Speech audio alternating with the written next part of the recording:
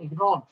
So I'm going to be using the remote control on the yellow sub, as I talked about before, and that will send a signal through the antenna to the servos, and the servos will be activating these little limit switches. So I like to use the lowest current as possible because of power, and I don't want to use up a lot of power if I don't have to. So this 3.7 volt battery is going to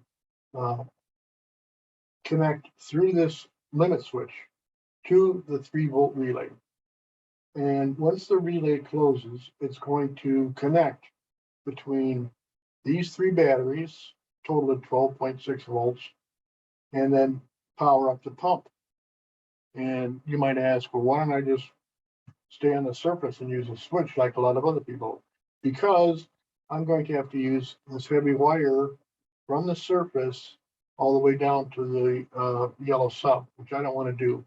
I want to keep the weight and all that in the water in the yellow sub, and then just use the remote control to power the servos, and then everything inside the sub will be getting its power and control from there.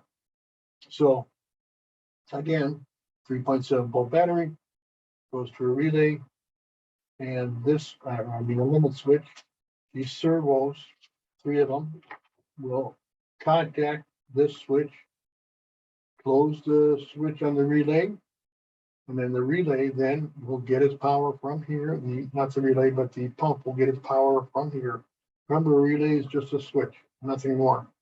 Let's talk about batteries and this setup I've got here.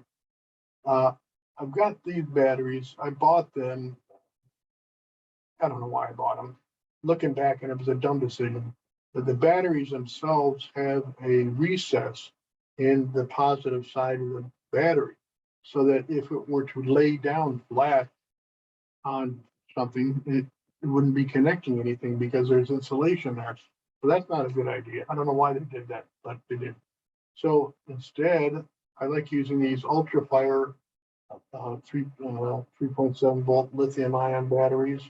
It's got a nice raised top to it.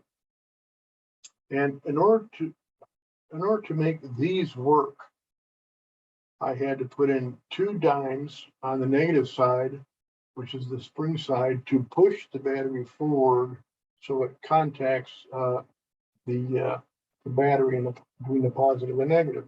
But also, that's not enough, because like I said, it's flat up there top. I had to take this tin, and again, Amazon, thank you. No, this is actually eBay. I fold up this tin, so it's about quarter by quarter, 2 or 3 folds, and then I put it between the battery positive side here and these dimes. And the dimes, like I said, push up against the spring, and the tin creates a small raised portion of the positive side of the battery up against the spring. And that's the only way that'll work. So it works good. I like it. I'm going to use it for the 3 pumps, port, starboard, and then probably the bottom side of the raft, the bottom side of the sub, to help push it up to the surface. Never get tired of that. Okay, I'm done. And today is Thursday, 3/31/2022.